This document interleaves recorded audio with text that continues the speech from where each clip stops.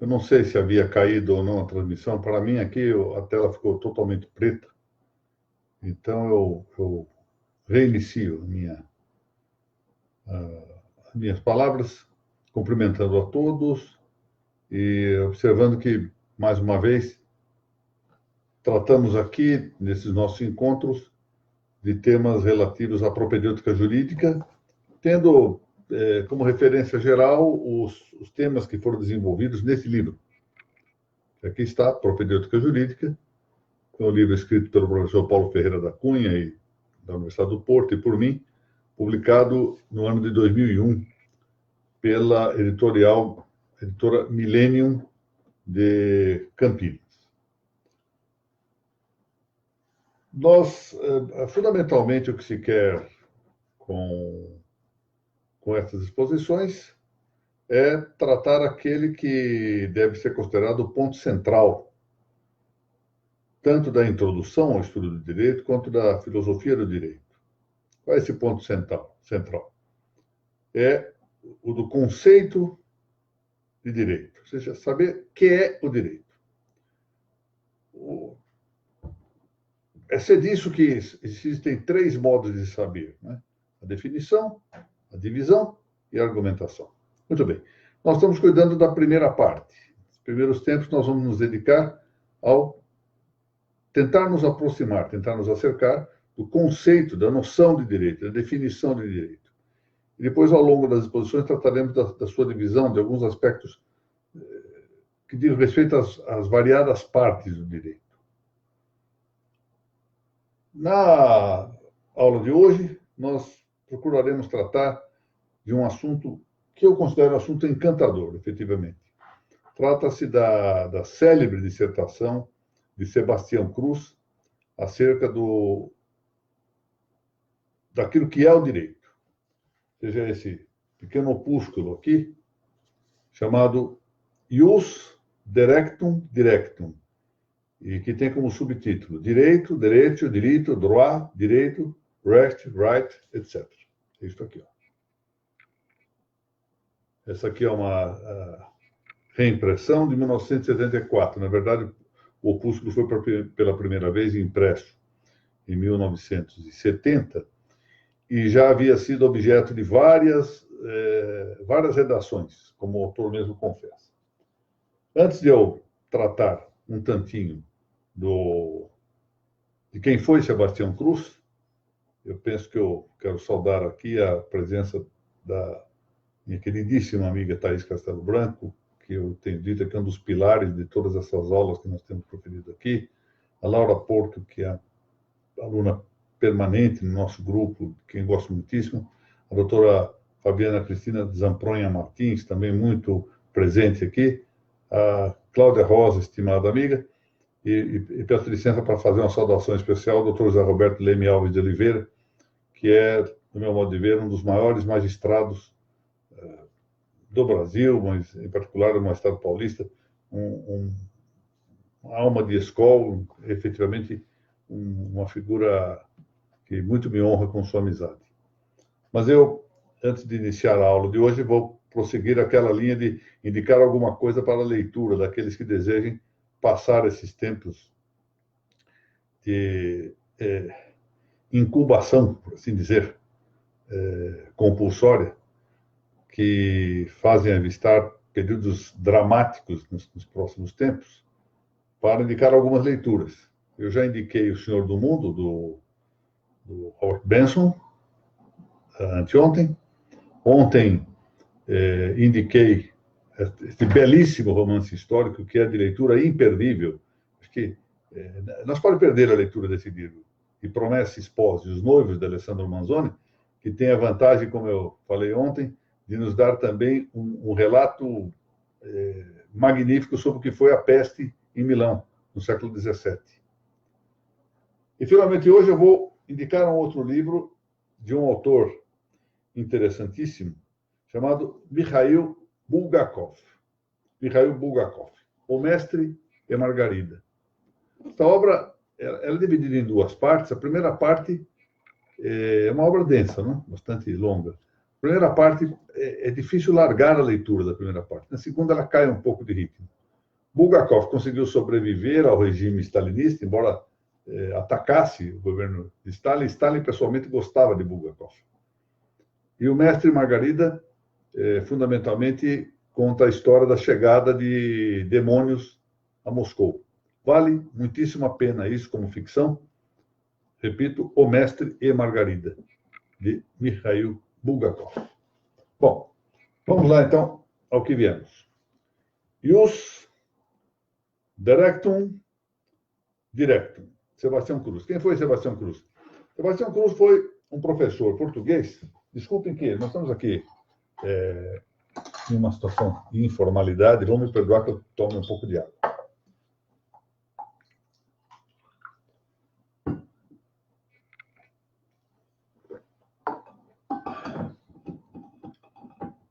Sebastião Cruz foi um jurista português, nascido em 1918. Ele morreu no final do século passado, em 1996. Formou-se em Direito pela Faculdade de Direito da Universidade de Coimbra, onde também se doutorou em História do Direito, e formou-se depois em Direito Canônico, onde também se doutorou, bacharelou-se e doutorou-se, pela Faculdade de Direito da Universidade de Salamanca, na Espanha. Muito bem. Foi professor catedrático tanto da Universidade Católica de Portugal, quanto da Universidade de Coimbra, Faculdade de Direito da Universidade de Coimbra. Esse é um nome muito importante. Um grande romanista, estudou com Álvaro Dors, estudou com Kunkel e outros grandes romanistas europeus, e deixou uma obra que eu suponho inacabada, porque eu só consegui obter um primeiro volume e não tive notícia de se há outros volumes sobre o direito romano, que é realmente uma preciosidade de clareza e de documentação. Esse opúsculo aqui, Ius Directum, corresponde a um achado. Segundo ele mesmo conta, eu confirmei também com a versão de pessoas que tiveram algum trato com ele, ou cujos pais conheceram Sebastião Cruz, ele teve, por assim dizer, aquilo que nós podemos chamar de uma iluminação repentina sobre o problema. Mais ou menos ele conta essa história porque ele estava estudando lá em Santiago de Compostela, estava na biblioteca da Faculdade de Direito da Universidade de Compostela e tratando de estudar uma questão. Vamos resumir essa questão, porque havia uma questão principal e várias questões secundárias. Em que consistia essa questão? Basicamente, para nós, aqui de língua portuguesa, a gente pode passar também no italiano, no espanhol e em outras línguas. Por que é que, tendo os romanos uma palavra significando direito, que era a palavra ius, direito, I-U-S, ou se quiserem J-U-S, na verdade, também tinham uma outra palavra, directum ou directum, da qual derivam os vocábulos, em maior parte, ligados à esfera jurídica, para significar, isso em várias línguas romances, né? Para significar esse nosso objeto direito. Por que é que foi necessário? Como é que surgiu uma segunda palavra? De onde veio isso? Ele não conseguia achar uma resposta e, segundo conta, levantou-se da biblioteca onde estava, já havia muito tempo estudando e não conseguia encontrar uma solução. E, estando respirando um pouco, num período de intervalar, ouviu os sinos da Catedral de Santiago de Compostela. Eu já estive na Universidade lá de Santiago de Compostela e suponho que ela fosse esta mesmo em que ele se encontrava. E é bem perto ali, quem conhece Santiago de Compostela sabe que a praça, chamemos-la assim, não sei se esse é o nome concreto, a Praça Maior, onde está a Basílica, a Igreja de Santiago, é uma praça muito grande, muito bonita. E ele ouviu os sinos, e no momento que estava exatamente ouvindo os sinos, um pouco tocado pelo ambiente, pelo estudo que fazia, e pelas circunstâncias de os sinos estarem tocando, ele teve assim uma espécie de uma iluminação do problema e que concluiu exatamente esse trabalhinho, que trabalhinho pelo tamanho, porque é um grande trabalho do ponto de vista de conteúdo, criando então a ideia de ligar as palavras do direito a uma simbologia, a símbolos relativos ao conceito de que nós vamos aqui tratar. Basicamente, ele sugere uma ideia curiosa, que para nós, depois vai demonstrando passo a passo. Diz o seguinte: olha, as palavras não conseguem expor inteiramente a complexidade da noção de direito. A ideia de direito é destas tais que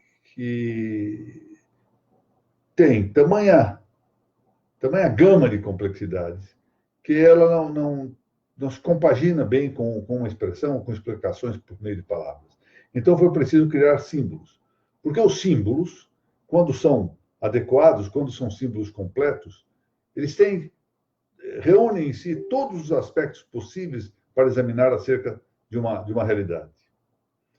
E assim ele vai buscar a simbologia central do direito e ele a encontra exatamente nessa figura um tanto variada que nós conhecemos, que é o das figuras de deusas com balanças na mão.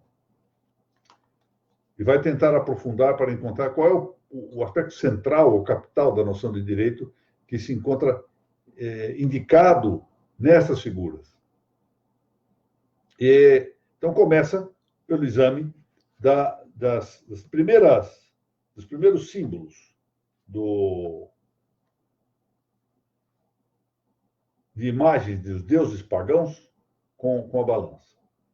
Então, diz ele, olha, o primeiro símbolo que surge, e parece que realmente ele se inaugura na Grécia Antiga, traz a figura do deus Zeus, que era o deus supremo, que encarnava a suprema divindade pagã, com uma balança. Já aparece a ideia da balança dos dois pratos. Isso evolui. E, com o tempo, Zeus é substituído pela deusa Têmis. E Têmis, na verdade, constitui, na simbologia grega, alguém que cumpre rigorosamente as determinações de Zeus. Têmis é a deusa que se configura como um oráculo de Zeus. E, finalmente, evolui para a imagem mais completa nesse âmbito da mitologia grega, que é a da deusa Dike. Dike, segundo uma dada versão, como os senhores sabem, na mitologia grega existem diferentes versões. Numa das versões, provavelmente a principal, a mais reiterada, Dike é filha de Zeus e de Tênis. E Dike aparece, portanto, na sua imagem, portando a balança, com uma das mãos, uma balança de 2 pratos, com a espada na outra mão e de olhos bem abertos. Guardemos esse episódio. Dike tem os olhos abertos, tem a espada na mão e segura a balança de 2 pratos na mão esquerda. Paralelamente, os romanos receberam e apreenderam essas ideias gregas e, na mesma sequência, na mesma tríade ou tripartição histórica das deusas que se foram sucedendo na Grécia, tiveram o deus Iuvis, ou Júpiter, substituindo Zeus, ele era o correspondente a Zeus em Roma. Na sequência, Dione, que teria mais ou menos o papel de Tênis na mitologia grega. E, finalmente, a deusa Iustícia, que corresponde à deusa Dike dos gregos. Só que a imagem, esse é o tema, o símbolo da deusa romana, da justiça, também trazendo a balança, segura a balança, faz com que desapareça a espada, ou seja, no símbolo grego há uma espada, e segurando a espada essa que está segurada pela deusa Dike com a mão direita, e a mesma deusa traz à esquerda a balança com 2 pratos, já a deusa Justiça segura a balança com as 2 mãos e não traz a espada. Isso tem um significado. E ela tem os olhos vendados, ou seja, a deusa romana possui os olhos vendados, ao revés da deusa grega Dike, que possui os olhos fechados. O que isto implica de diferenciação? Notem que, ao fechar os olhos, ou seja, quando em Roma se propõe que a deusa Justiça, ao contrário do que ocorre com a deusa Dike, tenha os olhos vendados, ela, na verdade, passa a ter como sentido maior dentro dos superiores, já não mais a visão, como era própria da deusa Dike, mas a audição. Então, é uma pequena mudança, que tem sua importância. Pequena mudança, digamos, sensível, na imagem do ente sensível, mas que tem uma referência simbólica muito importante. Lembremos dessa observação precisa de Sebastião Cruz, a que eu me referi no início, e ele está fundado em vários autores, de que nessas imagens completas, nesses símbolos completos, nada é por acaso. Nada é por acaso. Quando Dike tem a visão aberta, ou seja, tem os olhos desvendados, isso projeta a especulação. Especulação é a contemplação. Dike está voltada a especular, a teorizar, a abstração. Ela, portanto, busca a sabedoria. É a busca da sabedoria. Os gregos sempre tiveram desde o período pré-socrático mesmo, e claro que com a evolução que chegou aos três maiores filósofos da Grécia, Sócrates, Platão e Aristóteles, uma grande vocação metafísica. Diversamente, em Roma, ao fechar-se a visão, ou seja, com a venda nos olhos, nós desenvolvemos a ideia do saber prático. A ideia da audição é a da atuação prudencial. Roma se dedica menos à sabedoria e mais à prudência, menos à abstração e mais à concretude, menos à generalização e mais à pontualidade, à particularidade. Por isso, os romanos são tidos como o povo que melhor soube realizar as questões jurídicas. Em vez de deduzir o direito, sempre tratou de induzi-lo a partir dos fatos. Em Roma, as leis não eram feitas como nós aqui fazemos, e como é próprio do mundo moderno e contemporâneo, leis que respondem meramente à vontade do legislador, mas são, como era em Roma, captações da realidade. Apreendem, abstraem da realidade aquilo que é a regra melhor para realizar a justiça. Por que a espada? Está na mão da deusa grega, de quem não está nas mãos da deusa Justiça.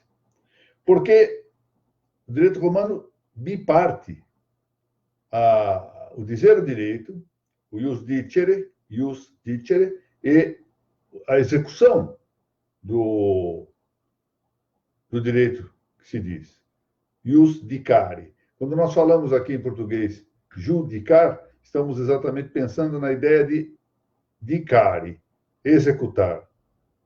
Não é o ius dicere, que é propriamente a ideia de jurisdição. Álvaro Dors faz, a propósito, uma excelente distinção entre a jurisdição e o judicar, a iudicatio, entre, de um lado, a jurisdictio e, de outro lado, judicare. Pois muito bem. Essa passagem sequencial que estamos vendo aí nos mostra o seguinte, deixando de lado a distinção entre a imagem que possui a figura de Zeus e a imagem, ainda na Grécia é isso, que possui a imagem de Temis, uma vez que a diferença era pequena, uma vez que Temis cumpria, de acordo com o que se pensava, exatamente o papel de oráculo de Zeus, podia-se dizer em forma mista que a figura da deusa grega, com Temis na posição de segurar a balança e a espada, significava quod Temis iubet. Quod Temis iubet significa o que Temis ordena, ou mais exatamente, como era um oráculo, o que Zeus ordena. Era o prestígio da vontade, do voluntarismo. E quando isso passa, deixa de ser a deusa Temis e se substitui pela deusa Dike, que como eu disse, era filha de Zeus e de Temis, o que nós temos é a figura do quod de que dicit, e não mais iubet, ou seja, o que de que diz. É já a declaração solene do direito. O que se faz aqui é declarar solenemente qual é o direito, em vez de meramente executar uma ordem. No primeiro caso, nós temos o verbo iubel, portanto, quod temis iubet, que manda. Que temis manda. Manda fazer assim, pronto, ponto final, acabou. Voluntarismo puro. Ao passo que na segunda imagem nós temos a ideia do de que. Daí surge a expressão, já essa mais conhecida, e graças, felizmente, a Michel Villey, a expressão se tornou muito frequente no trato de alguns filósofos do direito, a ideia do to de Caion, que está ligada à deusa de quê? O to de Caion, que é um adjetivo, significando exatamente o direito. O direito, propriamente, seria o jurídico, é uma qualidade da coisa, a qualidade que torna essa coisa algo justo. Esse é o paralelo que se encontra no direito romano entre o quod temis iubet e depois o quod de que dicit com as deusas romanas são, primeiro, quod iovis iubet, ou seja, o que Júpiter ordena, o que Júpiter manda. Ou seja, estamos no plano do voluntarismo. E adiante, no passo seguinte, quod justitia dicit, ou seja, o que a justiça, o que a deusa justiça diz. Bom, notem que não era incomum, não podia ser o mesmo, que todos se dirigissem a considerar essas imagens, esses símbolos, com designações também orais. Ou seja, é próprio da língua desenvolver-se para tentar esclarecer as imagens, ainda que os símbolos fossem mais completos do que a língua podia expor, ou seja, do que as palavras, havia certos correspondentes. Então, parece que a primeira palavra aqui na Grécia que significava direito foi exatamente a palavra temiste. Ou seja, temiste significava o ordenado pela deusa Temis. Então, temiste é a primeira palavra grega, seguida de dikaion, a que eu já me referi, e a terceira, que eu vou explicar daqui a pouquinho, era ison. Então, nós tivemos 3 palavras na Grécia para significar direito, segundo os estudos profundíssimos de Sebastião Cruz. Temiste, dikaion e ison. Em Roma, isso corresponde a iues, que significa mais ou menos como iovis, ou seja, Júpiter, aquilo que é ordenado por Júpiter, e em seguida a palavra ius, sobre a qual eu vou me dedicar um tantinho para explicar uma coisa, e finalmente a palavra directum, como terceira palavra que em Roma designou o nosso vernáculo direito. Bom, por que ison? Porque, embora o símbolo principal do direito fosse a presença de um deus ou uma deusa, Zeus, Temis ou de quê, segurando a balança era um símbolo parcial importante, e frequentemente ela sozinha já significava a manifestação da justiça. Lembremos-nos que ao longo da história nós tivemos até na mitologia egípcia, por exemplo, com Osíris, ou no Antigo Testamento, em que é frequente esta referência, a ideia da balança pesando o bem e o mal, ou os bons e os maus, em cada lado da balança. Os atos bons e os atos maus. Essa ideia nos dá a ideia de igualdade, por isso vem essa expressão grega, ison, que nós utilizamos no vernáculo, por exemplo, em isonomia, isonômica, etc. Ison, igualdade, ou seja, os pratos da balança equilibrados. Ao passo que nós temos, no lado romano, a expressão iovis ou iues, para significar o que Júpiter decide por sua vontade como justo, mas em seguida tomamos a palavra ius. Há uma observação interessante que nesse passo faz Sebastião Cruz, de que a palavra ius não é apenas derivada etimologicamente de justícia. Não é um problema de etimologia, nem só um problema de precedência histórica, que primeiro surgiu justiça, depois ius. É que, semanticamente, ius deriva de justiça. Ou seja, é uma relação semântica, uma relação real e não meramente etimológica. Ius é o fruto da deusa justiça. E, finalmente, surge Derectum, e é sobre essa expressão Derectum que eu vou dedicar um tantinho mais de consideração. Já tendo os romanos a palavra ius, e ius deu para, no caso, por exemplo, das línguas romances, vamos tratar particularmente do português, expressões como jurisprudência, jurisdição, judicação, jurídico. Isso está ligado realmente, de algum modo, à expressão ius. Não deixa de ser interessante pensar por que é que surge também essa expressão derectum, que, na verdade, parece prevalecer sobre o seu concorrente directum. Aliás, em português, num primeiro momento, se falava direito, palavra que ainda se usa no dialeto mirandês, que se usa também na Galícia. Na Galícia também se fala direito. E eu ainda me recordo que era, no meu tempo de jovem, não era incomum que, a título de brincadeira, alguém falasse assim, vamos andar direito. E era uma expressão que não se tinha como uma deformação. Era algo que se podia utilizar, direito no sentido de direito. Uma expressão popularizada. E esse é o tema a que sobretudo, aponta Sebastião Cruz, porque a palavra isum, ela foi utilizada popularmente na Grécia. Ou seja, os gregos, em vez de usar dikaion, que era uma expressão de uma certa elite cultural, passaram a usar preponderantemente a palavra isum. Ou seja, do símbolo parcial, bastava dizer da balança, olha, o isum é o justo, ou seja, a balança está nivelada. Entre os romanos, também se usou a expressão derectum, aparentemente como uma passagem popular, mas essa mesma expressão, derectum, ou sua versão directum, uma e outra, foram também usadas por chamemos assim, uma certa elite cultural, ou seja, grupos culturais que se dedicavam mais a aspectos superiores da cultura, e não apenas em nível ou em plano popular. De onde vem esse derectum? Bom, o prefixo de tem dois significados a considerar. O primeiro, importante, é de intensidade.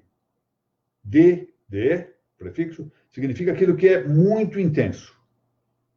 Então, derectum, como a palavra rectum, significa o oposto ao oblíquo, o oposto, o contrário de tortum, ou seja, aquilo que não se torce, que não é torto, aquilo que é reto. Derectum significa o intensamente reto. Intensamente rectum. Mas não só. Há um outro aspecto a considerar. Esse de significa, segundo as observações de Sebastião Cruz, um movimento. Movimento de natureza vertical, que vem de cima para baixo. Então, derectum significa estar intensamente reto, de cima para baixo, ou seja, como um movimento de cima para baixo. O que nos leva à ideia do examen, ou fiel da balança. O fiel da balança, como sabem, é aquela haste que fica entre os dois pratos e que deve estar exatamente, intensamente reto, sem torcer-se para a direita, para a esquerda, mas mantendo-se rigorosamente reto, intensamente reto, como um movimento de verticalidade para que haja o isum, ou seja, a igualdade. Então, o derectum, quando alguém falava no derectum, significa aquilo que é intensamente reto, intensamente não torto, intensamente não oblíquo, intensamente justo. Mas a ideia com que conclui Sebastião Cruz, de maneira realmente magistral, é no sentido de que isto corresponde a um influxo de natureza moral importante. Ou seja, o símbolo da justiça sempre nasceu como algo ligado decisivamente à religião. Dirão, ao paganismo, é verdade? O paganismo tanto na Grécia, com Zeus, com Temis, com Dike, ou em Roma, com Júpiter, Dione e depois a deusa Justícia, mas sempre ligada à ideia de religião. E é por isso que a ideia foi apreendida pelo cristianismo. Nós vamos ver a palavra Derectum muito utilizada pelos autores cristãos, porque, em rigor, se nós quisermos concluir aqui essa indicação, a ideia de justiça, sobretudo a da justiça imposta pelas leis naturais, pode resumir-se exatamente no primeiro mandamento do Decálogo: amar a Deus sobre todas as coisas. Esse é o primeiro princípio sinderético, na sua versão religiosa. Se o primeiro princípio sinderético consiste em agir o bem e evitar o mal, isso corresponde exatamente, de maneira absoluta, sem possibilidade de erro, sem possibilidade do tortum, sem possibilidade, portanto, de infringir o Derectum, na ideia de amar a Deus sobre todas as coisas, ou seja, amar o bem absoluto sobre todas as coisas. E é claro que amar a Deus significa cumprir as suas determinações, fazer aquilo que lhe é agradável. E, pois, por isto, essas ideias foram facilmente absorvidas pelo cristianismo. E, segundo alguns, já estariam presentes até mesmo no pensamento hebraico, no pensamento judeu anterior, portanto, ao cristianismo. Há uma passagem muito interessante num livro escrito por Dom Duarte, o rei Dom Duarte, chamado Leal Conselheiro. É um livro magnífico, que ele dá regras da cavalaria, e que ele, claro que isso ele o faz de maneira metafórica, ele dá algumas regras para os cavaleiros. E diz que o bom cavaleiro é aquele que não se desvia nem para um lado, nem para o outro, nem para trás, nem para frente, ele não se inclina para nada, porque ele anda extremamente reto, Derectum. E Derectum exatamente sobre o peso, o movimento de algo que o atrai também para um plano superior, que é exatamente o plano de Deus. Eis aí, portanto, que o conceito de direito começa a se tornar, por mais complexo seja, algo que escapa às letrinhas meramente da Constituição, que alguns tomam por Bíblia, das leis que são como pedaços de palha que voam de um lado para o outro, de acordo com as mudanças históricas, etc. Ou seja, há algo substancial. Há algo substancial que leva à ideia do ison, que leva à ideia do Derectum, do intensamente reto, e que é muito antecedente aos textos normativos que nós podemos criar, às sentenças, aos acórdãos, às portarias, decretos e tudo mais que possa surgir no campo do direito. Assim é que nós vamos nos aproximando um tantinho mais a cada passo da verdadeira noção do direito. E aqui eu chamo a atenção, antes de concluir esta aula, antes que o Joaquim chegue aqui. Pode ir chegando devagarinho, só vou concluir com uma coisa. Eu gostaria que os senhores pensassem como exercício para a semana ou para amanhã, na figura da deusa pagã que se encontra sentada à frente do Supremo Tribunal Federal. Examinem essa figura e tentamos extrair, à luz de seu cotejo com a deusa, sobretudo com a deusa Justícia e com a ideia de Derectum, o que pensar dessa nossa deusa pagã. E aqui vamos apresentar aqui os que não conhecem, o grande Joaquim. Joaquim, sente-se aqui. Esse aqui é um minutinho. Olha lá. Olha lá, vovô está aqui. Está vendo? Tira o dedo da boca. Aquela é minha filha mais nova. E esse aqui é o Joaquim, o meu netinho mais novo. Está vendo? Tudo bem, vovô? Isso. Muito bem. Eu agradeço a presença de todos. Hoje eu queria mostrar o Joaquim para vocês. Joaquim está aqui ajudando o vovô a sobreviver nesse período das catacumbas, em que até as missas públicas nos foram retiradas. Muito bem. Até amanhã, se Deus permitir. Muito obrigado a todos. Até, Joaquim. Vai tchau para todo mundo. Dá uma risadinha, vai? É só sair daqui e ele vai começar a rir. Só isso. Muito obrigado a todos.